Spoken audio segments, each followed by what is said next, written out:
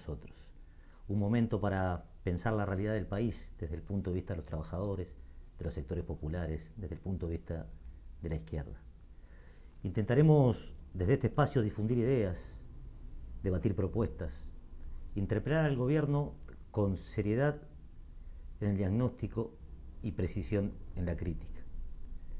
Abordaremos jueves a jueves distintos ejes temáticos, procurando en última instancia que este espacio contribuya al necesario proceso de reunificación de la izquierda. En este primer encuentro intentaremos fugazmente recorrer los últimos 14 años de la vida del país.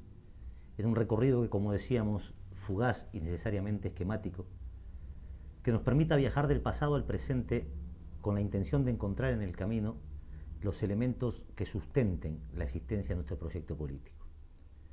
Ubicamos el comienzo de este viaje en aquel último domingo del año 2004, cuando por primera vez accedía al gobierno la fuerza portadora del cambio, aquella que en sus orígenes supo representar lo más avanzado de la elaboración programática y de la acción concreta del campo popular. Aquel último domingo de octubre del año 2004, donde cientos de miles de uruguayos salimos a las calles a abrazarnos de alegría, a celebrar el advenimiento del cambio, cuando inequívocamente nuestra población votó por la transformación, logró desembarazarse de un siglo de los partidos tradicionales. Caminábamos rumbo al centro, al Hotel Presidente, en el marco de una multitud que soñaba, aspiraba, deseaba una intervención estructural sobre la base económica de nuestro país en favor de las grandes mayorías y particularmente de los trabajadores. A poco de andar el gobierno comenzamos a confirmar, a comprobar que parapetado detrás de la promesa del cambio asomaban visos de continuismo. Nos enteramos por entonces por la CNN desde los jardines de la Casa Blanca que Astor iba a ser el ministro de Economía. Y se puso en marcha entonces un proceso económico, un ordenamiento de la cosa pública que ininterrumpidamente ha llegado hasta nuestros días. Buena parte del núcleo central del programa histórico de la izquierda y del campo popular fue sustituido por una suerte de posibilismo claudicante que se venció frente a la realidad y que nos pretendió convencer que este era el único de los mundos posibles. En el curso de los primeros años, y en el marco de un proceso de excepcional crecimiento económico, acaso el más importante que ha tenido la historia de nuestro país, sobre todo ubicado entre el año 2004, 2005 y el 2014, producido básicamente a partir del precio internacional de las principales materias primas de nuestra exportación, se operaron ciertamente algunos elementos a destacar: aumento de salarios, ampliación de derechos a los trabajadores, reinstalación de los consejos de salario. Una vez que ese ciclo, acompañando la lógica natural del desarrollo capitalista, empezó a modificarse, se estabilizaron o francamente disminuyeron los precios de esa materia prima, la realidad asoma con toda su crudeza. 14 años de gobierno del Frente Amplio, con mayorías parlamentarias, con la mayor legitimidad social que nunca antes haya tenido un gobierno, siendo depositario de las expectativas de cambio de la inmensa mayoría de las experiencias asociativas que el campo popular ha construido. Me refiero a la Central de Trabajadores, a la FEU, a FUCUA en el movimiento cooperativo de vivienda, siendo depositario de las expectativas más genuinas de transformación de nuestra gente. Hoy podemos decir, 14 años después, que el balance riguroso, sostenido en datos oficiales, confirma con una claridad incontrastable el fin de aquel ciclo económico de crecimiento y la evidencia de un ajuste marcadamente antipopular que se pretende descargar sobre las espaldas de los trabajadores. En estos 14 años asistimos a un proceso de degradación programática en aspectos claves. Durante toda su historia, y fundamentalmente durante los tiempos de la dura resistencia a la dictadura militar y fascista que azotó este país, el Frente Amplio sostuvo que en posición de gobierno transformaría este país en sus aspectos estructurales. 14 años después se han transgerizado más tierras que nunca antes en la historia de este país desde Hernandarias a la fecha. La mitad de la tierra de este país en manos extranjeras o en manos monopólicas. La industria nacional industrias claves, industrias madres que supieron ser parte de la historia de este país, tales como la industria frigorífica, se encuentran hoy en manos de monopolios que controlan la faena, sobre todo de capitales brasileños, que controlan la cadena productiva, que finalmente terminan por fijar el precio en el mercado. En materia de trabajo, área naturalmente sensible para la racionalidad de la izquierda, la mitad de la población económicamente activa de este país, 800.000 trabajadores, perciben salarios por debajo de los 25.000 pesos. Salarios de infraconsumo que no permiten el sostén mínimo de una familia. En materia de vivienda, las propias cifras oficiales reconocen un déficit de 80.000 viviendas. Recientemente se daba cuenta un estudio de la existencia de 654 asentamientos irregulares en el país, buena parte de ellos en Montevideo y Canelones, donde viven o sobreviven entre chapa y cartón casi 250.000 de uruguayos, 240 y tantos miles de uruguayos. El mercado de alquiler es absolutamente desregulado, supone que uno de los ingresos del núcleo familiar sea confiscado enteramente simplemente para pagar el hábitat. Dicho de otro modo, alguien trabaja 25 jornales durante todo un mes, al término de los cuales el dinero que percibe apenas alcanza para pagar el alquiler. Si salimos de los quintiles más complicados en materia de vulnerabilidad económica y nos ubicamos en otro nivel, podemos confirmar también la ausencia de planes de vivienda destinados a los sectores medios. Un monoambiente de 34 metros cuadrados en el centro de Montevideo cuesta la friolera de $100.000, una verdadera obscenidad solo explicable a partir de un proceso de especulación inmobiliaria que no da respuestas concretas a esta acuciante necesidad de la gente de contar con viviendas dignas y de calidad. El movimiento cooperativo de viviendas, que ha demostrado construir a bajo costo viviendas de calidad, lucha hoy por el 2%, para que se le otorgue la posibilidad de pagar el 2% de alquiler, lucha por carteras de tierra, enfrenta las dificultades de un gobierno que no ha sabido, no ha querido, no ha podido atender esta necesidad. En materia de salud, durante, yo diría, un siglo de elaboración programática, la izquierda sostuvo que en posición de gobierno promovería un sistema nacional, estatal y público que garantizara y universalizara los derechos de la salud. Es decir, que pusiera al servicio de la atención sanitaria de la población todo cuanto la ciencia hubiese construido hasta ese momento. En posición de gobierno, el Frente Amplio instauró el FONASA, que fue presentado como una verdadera revolución en materia de asistencia sanitaria. Hoy podemos decir, habida cuenta de la propia realidad, que el FONASA no ha sido otra cosa que el salvataje del empresariado médico, que ha generado una polarización entre la salud de los pobres y la salud de los ricos como nunca antes. Ciertamente, cientos, miles de trabajadores accedieron al sistema mutual. Muchas veces, sobre todo para esa mitad de la clase trabajadora de este país que percibe salario de infraconsumo, este derecho se convirtió en algo así como un derecho virtual. Usted tiene derecho a la mutualista, pero si no tiene 2.000 pesos en el bolsillo no pasa por la puerta simplemente para hacerse un par de análisis, retirar unos medicamentos o atender de forma básica la salud. ¿Qué es lo que queremos sostener? ¿Qué queremos decir cuando reseñamos estos renunciamientos programáticos, estas dificultades que persisten en la realidad? Que este gobierno no ha asumido el rumbo que indicaba el programa histórico de la izquierda, no ha asumido el rumbo que demandaba las expectativas populares depositadas en él. Hoy se nos presenta, en el marco de la particular coyuntura de un año electoral, la alternativa de lo malo, lo menos malo o lo peor. Hoy decenas de miles, cientos de uruguayos se enfrentarán en octubre a la opción de votar entre lo malo y lo peor. Se nos plantea la opción de una restauración conservadora, se nos plantea la opción de un retorno a la derecha, considerando lo que viene ocurriendo dramáticamente en la región y en buena parte del mundo. Nosotros queremos decir con la mayor claridad que nos sea dable en este momento que no hay forma de detener el avance de la derecha que no sea construyendo izquierda. Para detener el avance de la derecha es impostergable construir izquierda, izquierda consecuente, izquierda con perspectiva socialista, izquierda sustentada en los pilares sólidos de la lucha de los trabajadores de la lucha del campo popular.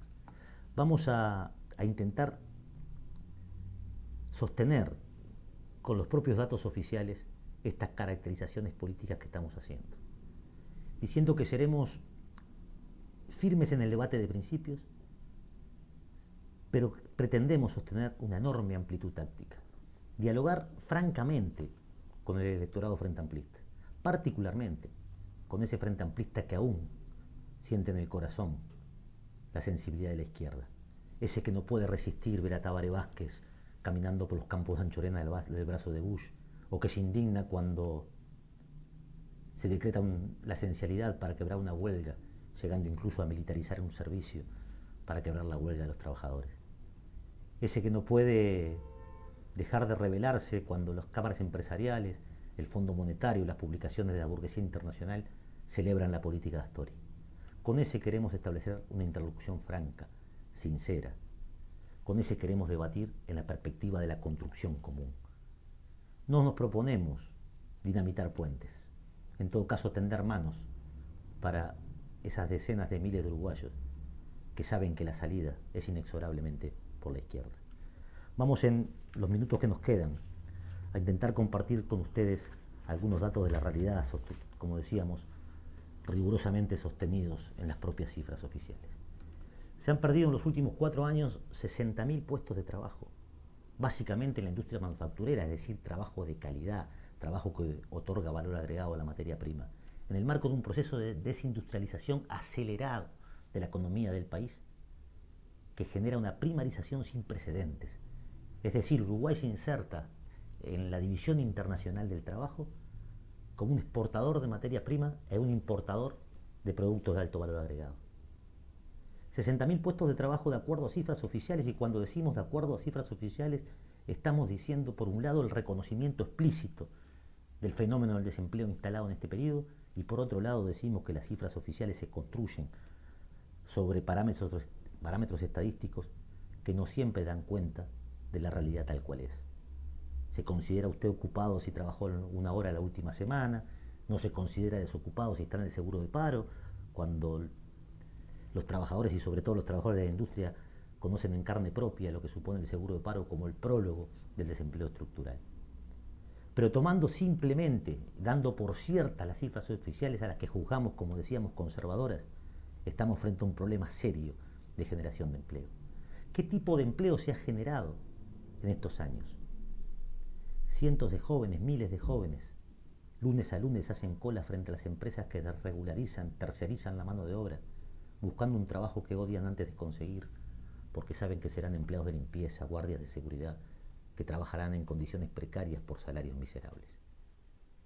Si ampliamos la mirada a escala país y cruzamos el Río Negro y llegamos al norte, podemos confirmar con claridad meridiana que persisten relaciones de trabajo propias del siglo XIX, en el sector rural, en la forestación, en los campos en manos de capitales extranjeros donde se viola infamemente elementos vinculados a los más elementales derechos laborales, que ciertamente no fueron la regalía graciosa de ningún gobierno, sino producto de la lucha consecuente de los trabajadores.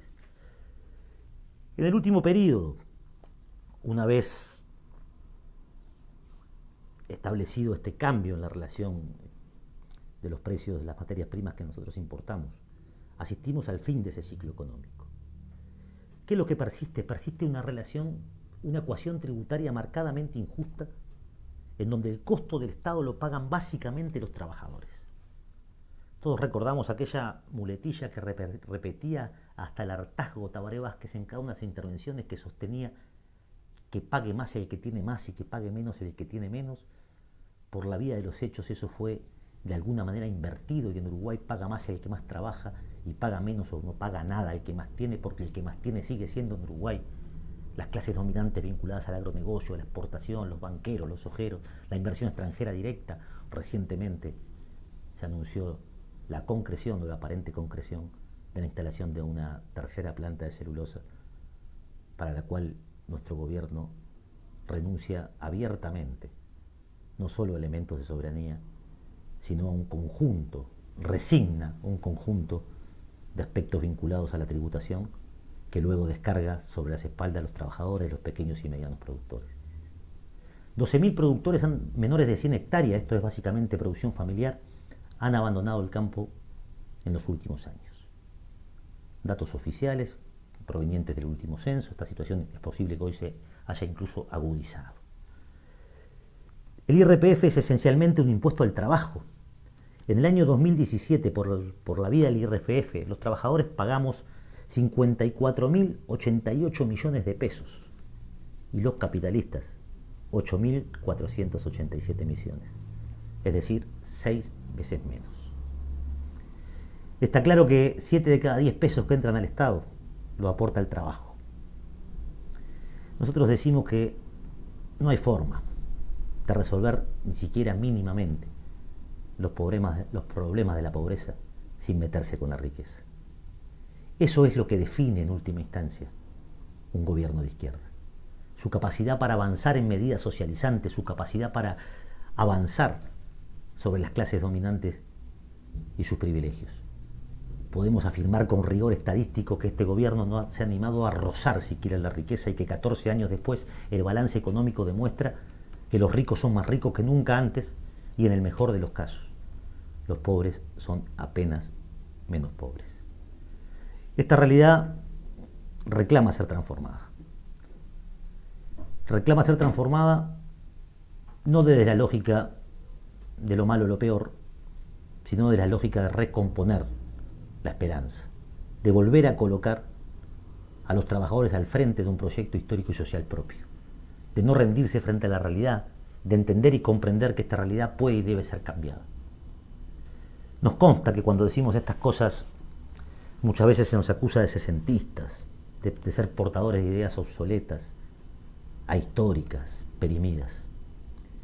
Y nosotros decimos, queremos dar un combate franco contra esta falacia intencional con la que se nos pretende estigmatizar. ¿Qué cosa es lo nuevo y qué cosa es lo viejo? Lo nuevo, por definición, es lo que todavía no tuvo lugar, y lo que todavía no tuvo lugar en este país es un gobierno de los trabajadores, por los trabajadores, con los trabajadores y para los trabajadores. Es decir, un gobierno genuinamente de izquierda. Es hora de restituirle a la izquierda su significación original. ¿Qué es lo viejo? Lo viejo es mantener la impunidad de los terroristas de Estado. Lo viejo es pagar la deuda externa por adelantado. Si a finales de la década del 60, pongamos un ejemplo o dos, si a finales de la década del 60 el programa fundacional de la izquierda sostenía la necesidad de nacionalizar la banca y el comercio exterior, de romper los lazos con el imperialismo, de promover el aumento general de salarios y jubilaciones, ¿cuál es el programa que se defiende hoy desde los candidatos electos, desde el astorismo, desde el ingeniero Martínez? El programa de la gestión responsable del capital. Esta suerte de fantasía onírica de humanizar el capitalismo cuando capital y humanidad se repelen mutuamente porque el capital es una relación social fundada en la explotación del trabajo ajeno. El mundo de hoy es infinitamente más desigual, más injusto que el mundo de la década del 60. Por tanto, las respuestas a los grandes problemas del mundo y del país de hoy exigen una radicalidad conceptual aún mayor, una osadía, una audacia política aún mayor. Tenemos alguna pregunta, ¿verdad?, que nos han hecho llegar los amigos oyentes. Graciela de Piriápolis, ¿por qué no se han presentado proyectos de rebaja de salarios y partidas especiales a presidentes, senadores, diputados, ministros y cargo de confianza? Bien, agradezco a Graciela de Piriápolis esta pregunta. Efectivamente, nuestro programa y nuestro diputado ha planteado insistentemente la necesidad de terminar con el conjunto de los privilegios que goza buena parte del sistema político. Nosotros aspiramos a tener legisladores que vivan, sueñen y trabajen en las mismas condiciones que un trabajador. Nuestro legislador cobra por definición media canasta, es decir, lo que imaginamos es el salario de un obrero calificado. Puesto en números, 40.000 pesos. Tenemos un solo legislador y una correlación de fuerza absolutamente desfavorable para impulsar medidas de esta naturaleza. Vea usted, Graciela, el Plan Nacional de Vivienda Popular, iniciativa de la bancada que encabeza nuestro compañero Eduardo Rubio, tiene hoy media sanción parlamentaria, ha sido aprobado en la Cámara de Diputados. Es objetivamente una respuesta concreta a la necesidad de vivienda de los sectores populares, y hace casi un año que deambula por los cajones del Senado sin aprobación definitiva. Este plan, además de dar respuesta al problema de vivienda de los sectores populares, generaría inmediatamente un impacto en el mercado interno, generación de trabajo, cadenas productivas, etcétera, etcétera. Hay otra pregunta del compañero Horacio de Mercedes, a quien enviamos un saludo si se trata del Horacio que imaginamos. Hoy el tema es UPM. Hay gente que se pregunta por qué no se destinan esos 4.000 millones a algo más productivo para el país y que genere más trabajo para la gente.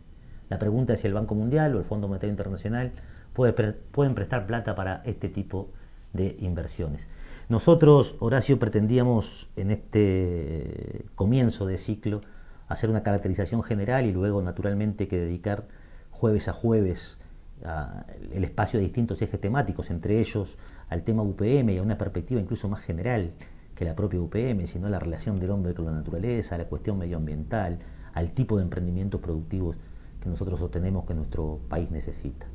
Ahora, lo que queremos decir con toda claridad, que esta inversión, que se nos presenta como la inversión privada más importante de la historia, es al mismo tiempo la inversión pública más importante de la historia.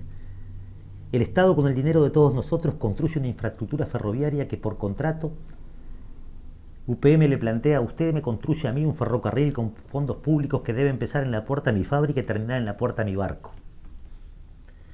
Uruguay se compromete a comprarle la energía a un precio sensiblemente mayor al que cuesta producirla en la represa, por ejemplo.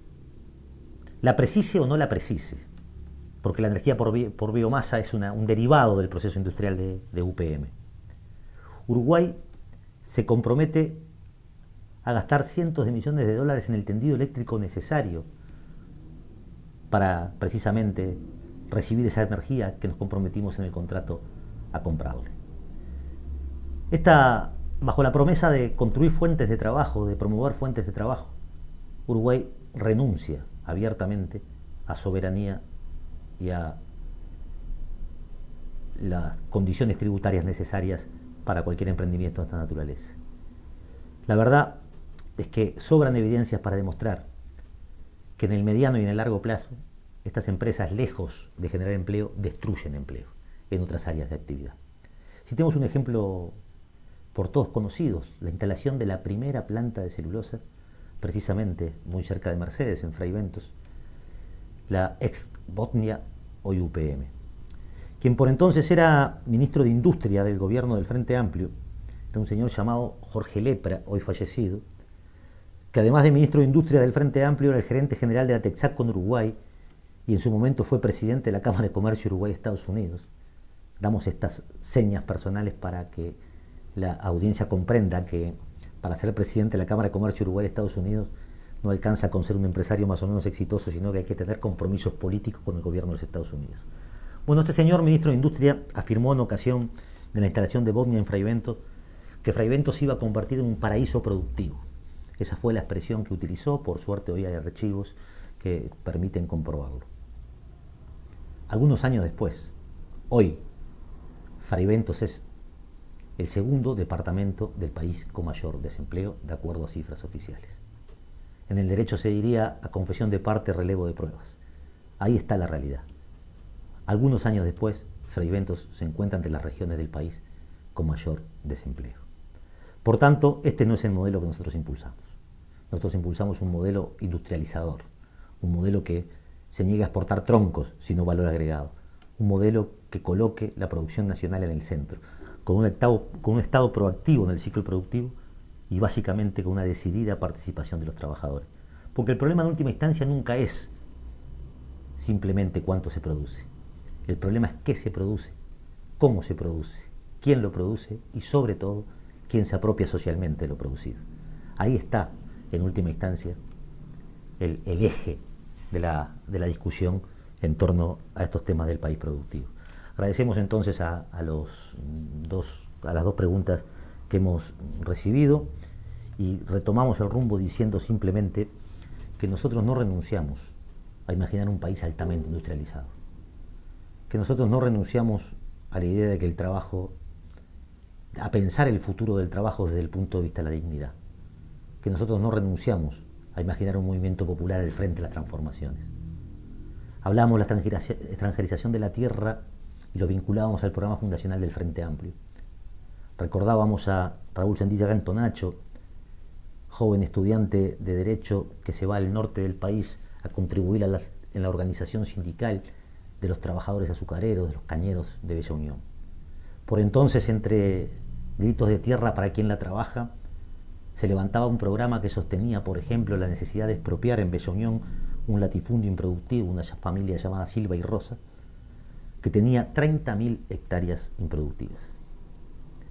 Hoy, en manos de multinacionales de origen finlandesas y de otras nacionalidades, hay cerca de 500.000 hectáreas. Es decir, y para ser gráfico, aquel Silva y Rosa a que queríamos expropiar en finales de la década del 60, tenía algo así como un almácigo si lo comparamos con lo que hoy tienen las empresas transnacionales durante un gobierno del Frente Amplio. Decíamos que esta realidad merece ser cambiada de forma radical. Y para eso hay que construir el sujeto social de los cambios. Hay que reunificar la izquierda. Hay que construir una herramienta política capaz de conducir ese proceso. Y en esa herramienta hay que encontrar un lugar para cada uno. En esa herramienta es a la que te estamos invitando a sumarte.